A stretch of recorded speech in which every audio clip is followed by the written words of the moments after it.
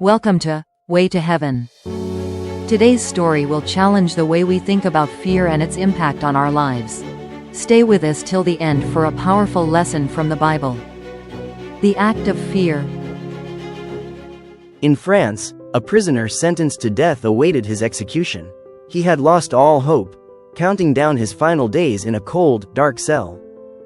One evening, a scientist visited him with an unusual request.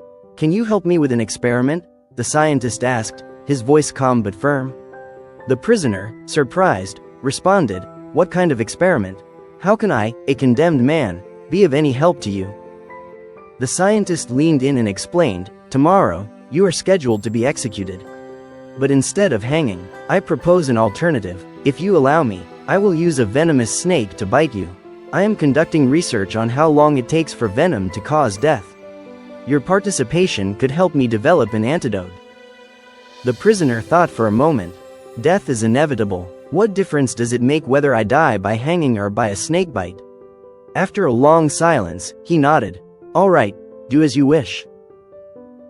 The next day, the prisoner was taken to the execution chamber. His hands and feet were tightly bound.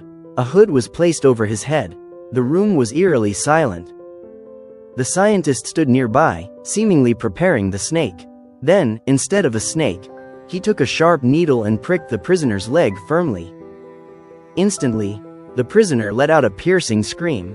His body convulsed, his breath became rapid, and foam formed at his mouth. He gasped for air, his body shaking violently. Within a minute, his heart stopped. He collapsed, lifeless. The scientist stood in silence. He had not used a snake, nor had there been any venom. The prisoner had died, purely from fear.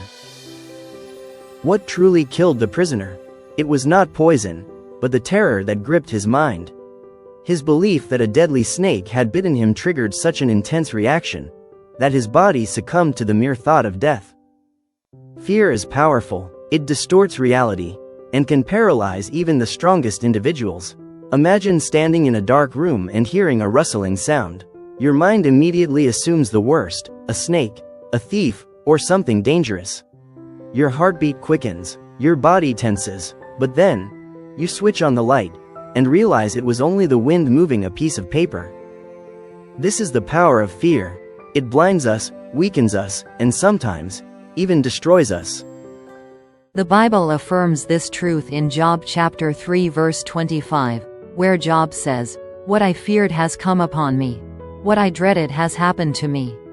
This verse reminds us that when we dwell on fear, we invite it into our reality.